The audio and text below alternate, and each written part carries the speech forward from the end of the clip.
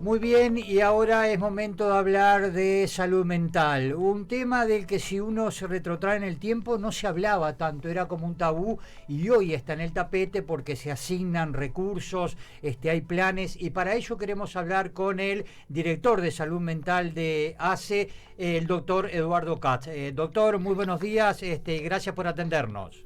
Hola, ¿qué tal, doctor? Es un gusto, muy buenos días, un saludo para usted y para la audiencia. Doctor, era un poco así como decíamos en esta breve introducción, ¿no? Como que era un tema tabú décadas atrás o tiempo atrás, la salud mental, y hoy tiene que estar en el tapete porque incide en la vida de muchísima gente y yo diría que casi de todos en definitiva, ¿no? Sí, totalmente. Yo llevo 4 décadas trabajando en esto, era un tema del que no se podía hablar. También era el tema del estigma, ¿no? Cualquier persona que iba a un psiquiatra estaba loco. Es decir, era como que le quitaba, en fin, cierto nivel o cierta categoría, era una persona considerada de inferior calidad, inclusive para su reinserción laboral o para conseguir trabajo.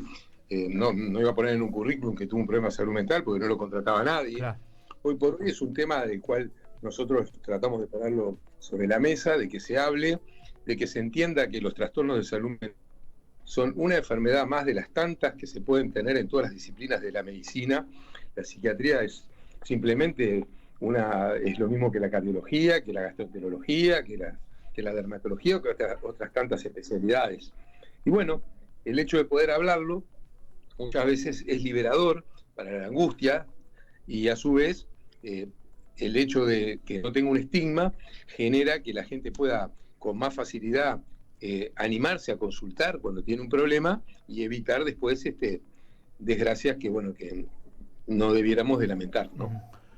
Doctor, ¿cuánto se invierte en lo que se refiere a salud mental? Porque, a ver, siempre yo que recorro por ahí algunos centros en el interior del país y demás, el interior está muy postergado en lo que tiene que ver a salud mental, ¿no? Por ejemplo, en algunos lugares donde faltan psiquiatras, por ejemplo, ¿no?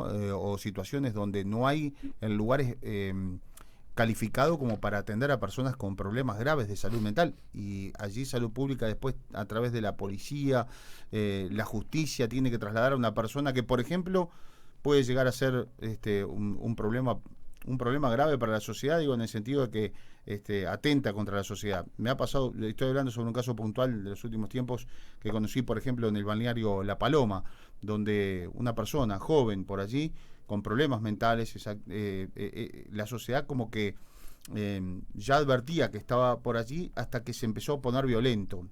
Y la policía lo rescataba, o por lo menos lo detenía, lo llevaba hasta el hospital. En el hospital no había los elementos necesarios para poderlo atender, y a las pocas horas se escapaba y ya estaba de nuevo allí se lo veía por las calles, hasta que finalmente termina en el Vilar de Bo. ¿Qué conclusión saca de este tipo de cosas? ¿Cómo quiero su opinión sobre esto? Bueno, le agradezco muchísimo la pregunta, porque es bien importante y nos da la oportunidad, o por lo menos me da la oportunidad, de transmitirles que esto obviamente no es de hoy, esto lleva décadas. Revertirlo es un trabajo que estamos haciendo desde la Administración de Servicios de Salud del Estado en forma continua.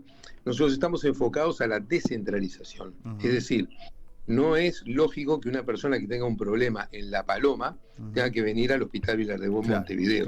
Tiene que haber, nosotros estamos recorriendo el interior a lo largo y a lo ancho en todo el territorio de la República Oriental del Uruguay. Aparte hay salud más allá del Río Negro. Esta semana vamos a estar inaugurando un centro de tratamiento de adicciones en Tacuarembó, por ejemplo, a modo de ejemplo. Y muchas veces los problemas, que tengan que ver con lo edilicio, arquitectura de ACE está haciendo un relevamiento para tratar de darle solución en un periodo que fue bastante conflictivo, porque nosotros tuvimos una pandemia de por medio, lo cual nos generó bastantes problemas, sanitarios también, pero de otra índole, y a su vez potenciaron los problemas de salud mental. Y después otros problemas que tienen que ver con las 2 sequías, las inundaciones, en fin, una serie de problemas que cuando pasan generan un estrés postraumático y que toda esa gente requiere contención, pero que a su vez retrasa todo lo que son los proyectos que uno tiene, pero que bueno, que seguimos trabajando para hacerlo. Uno de los grandes problemas que tenemos es que nosotros no podemos obligar a que un psiquiatra viva en tal o cual lugar. Por ende, tuvimos que buscar una solución alternativa que, bueno, la estamos implementando. Hemos generado desde la Administración de Servicios de Salud del Estado la Dirección de Telemedicina. Ya tenemos una prueba piloto en conjunto con el BID, que realmente va a estar vinculada a un determinado departamento, pero después vamos a tener varios nodos de atención, básicamente 90 nodos de atención de varias especialidades, no solamente de psiquiatría, donde no es necesario que el profesional esté presencialmente, sino que pueda llegar en forma virtual y muchos de esos casos resolverse. Los que no se puedan resolver van a seguir siendo trasladados hasta que podamos cumplir con nuestro proyecto, que ya está en curso, que es poder invertir una cifra extremadamente generosa que el Poder Ejecutivo envió al Parlamento, y el Parlamento con 40 por Cámara después lo ratificó, que son 20 millones de dólares para poder ejecutarlos entre cuatro ministerios, entre cuatro organismos, perdón, que son el Ministerio de Salud Pública, la Junta Nacional de Drogas, el MIDES, y el que yo represento en la parte de salud mental, que es ACE, ¿no? Es un mensaje inteligente porque a mi criterio, y así lo vengo haciendo desde hace tiempo, estamos trabajando en conjunto y a su vez con otros organismos que se unan para generar una sinergia interinstitucional, porque muchas veces esa persona con una medicación y una simple consulta soluciona su problema, pero después requiere un marco de contención. Claro. Bueno, ahí no le corresponde a ACE, porque ACE es un prestador de salud, le corresponde al MIDES, y de repente esa persona tiene problemas de adicción, y bueno, y ahí está la Junta Nacional de Drogas, y en fin. Claro, Y doctor, perdóneme a propósito de lo que nos estaba diciendo, ¿los problemas de salud mental desembocan necesariamente en suicidio, en drogadicción, o también se da lo otro a la inversa, que a partir de la drogadicción y otros elementos la persona sufre un quiebre mental? Se dan ambos casos, ¿no? Cuando una persona tiene un trastorno de salud mental y una adicción, hablamos de enfermedad dual, es decir, que tiene dos aspectos, ¿no? No olvidemos que el consumo de sustancias y la baja percepción de riesgo que tenemos, por eso yo quería decirle que nosotros hasta ahora, en estas décadas, ¿qué es lo que hizo las autoridades competentes de su momento? Fueron, y nosotros también, incrementando la oferta y corriendo atrás de la demanda. El tema es que la demanda corre más rápido que la oferta, claro, entonces claro, siempre los servicios se terminan saturando. Hoy nosotros trabajamos con un paradigma diferente, que es tratar de disminuir la demanda. ¿Cómo se disminuye la demanda? Con la prevención. Como decían los profesionales anteriormente, y los profesores que ya no están, pero están en los libros, primero prevenir, si no se puede curar y si no se puede consolar. Bueno, la prevención básicamente radica en la sensibilización, la información, la capacitación, y ahí donde van los medios de difusión, y agradezco que ustedes lo hagan, la difusión.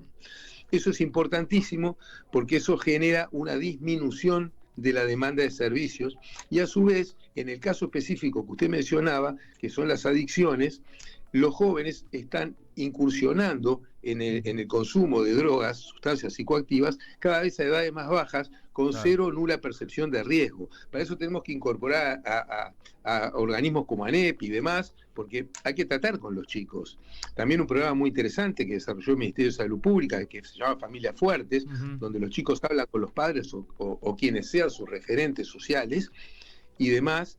Y todo eso, bueno, son cosas que antes no se hablaban, que no se trataban, pero bueno, este flagelo del cual hemos sido objeto y que realmente hay que tratar de revertirlo, se revierte más en forma educativa que en forma punitiva o represiva. Claro. Fíjese, el país que más invierte en lucha contra el narcotráfico es Estados Unidos, y sus resultados no han sido buenos. Es decir, que por ahí no es. Yo creo que el tema es que hay generaciones que se nos están perdiendo, y nosotros tenemos que ir a los niños, porque ¿qué es lo que pasa? Nosotros como equipos de salud mental y como prestador estábamos atacando las consecuencias, cuando el paciente viene con un consumo, pero hay que atacar las causas, la prevención, es decir, impedir que llegue al consumo.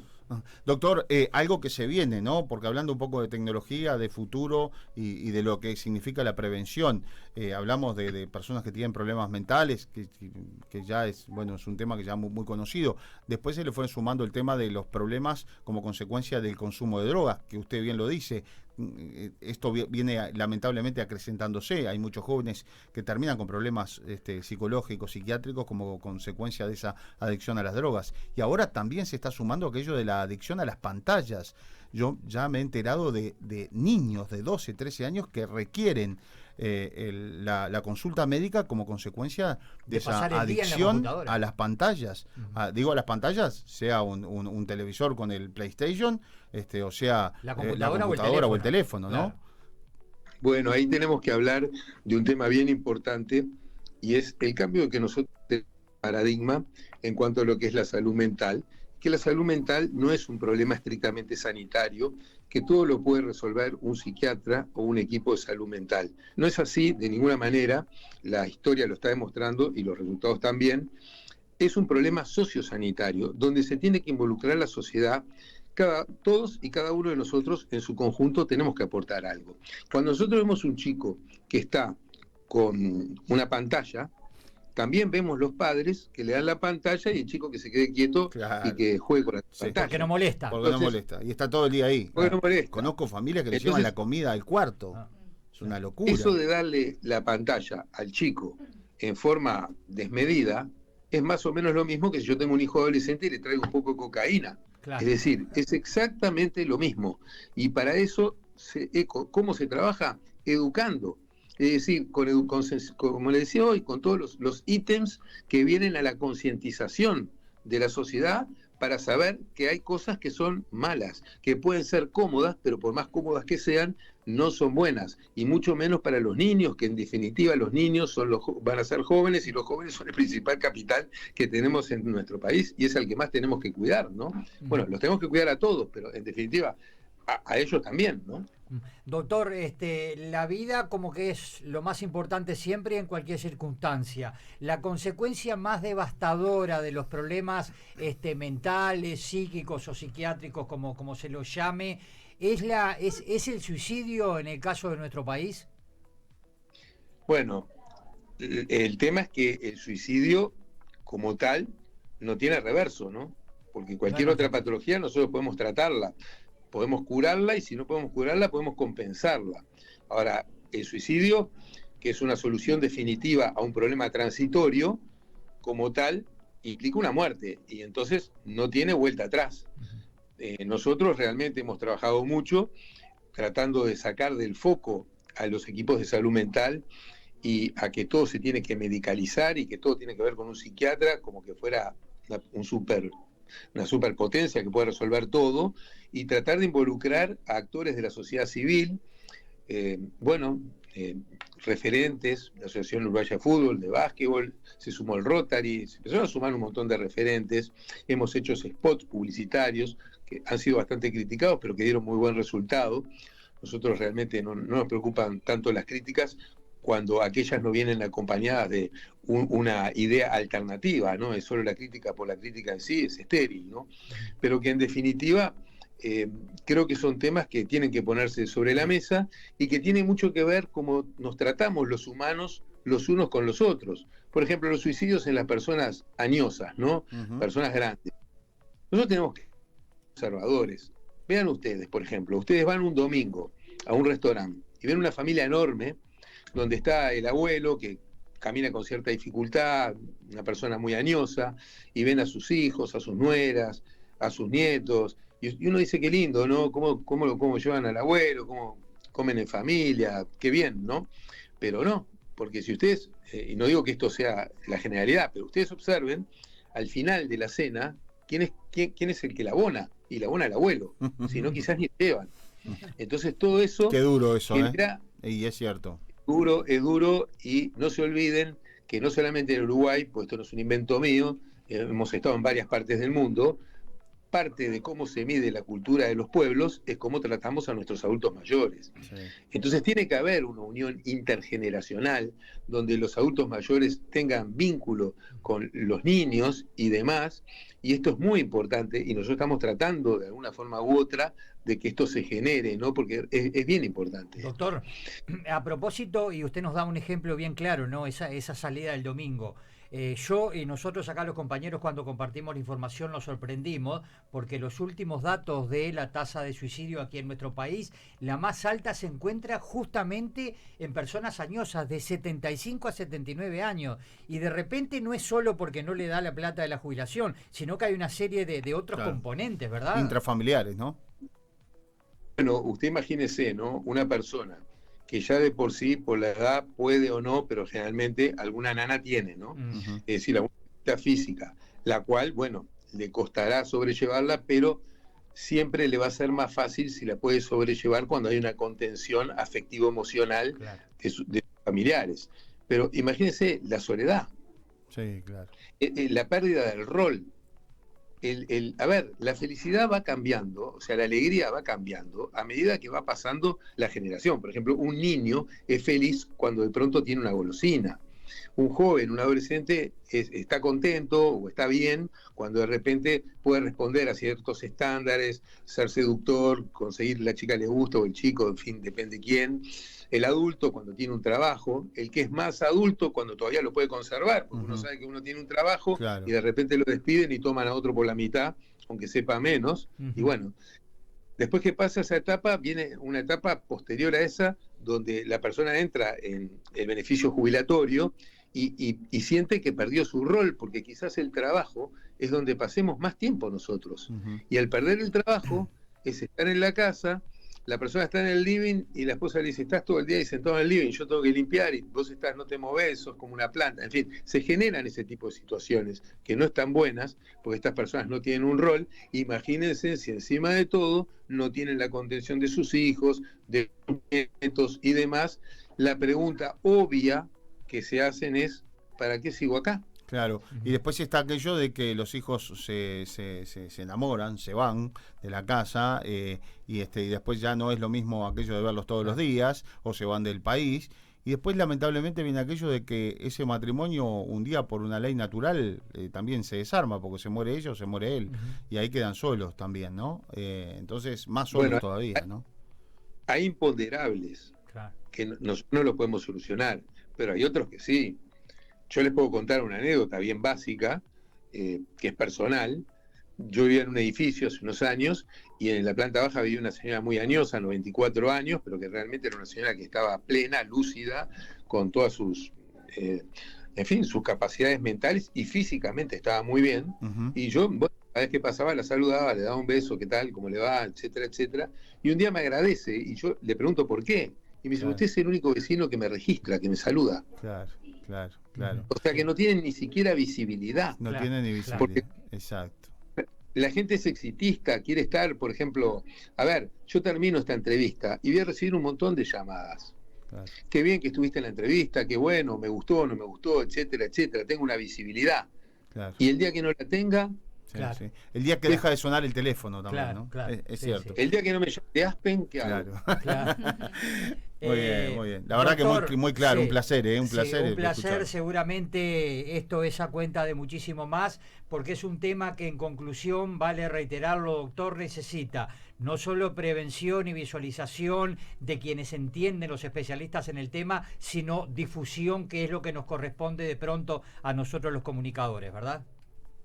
Sí, y un apunte final que me parece importantísimo, es que en una gráfica de suicidios que viene ascendente desde hace años, nosotros trabajamos muy duro con este sistema de que fuera sociosanitario y de que se involucrara a la sociedad en todo el 2023, con la simple expectativa, porque realmente no éramos muy ilusos en el tema, de por lo menos que la gráfica que venía, digamos, ascendente, se aplanara.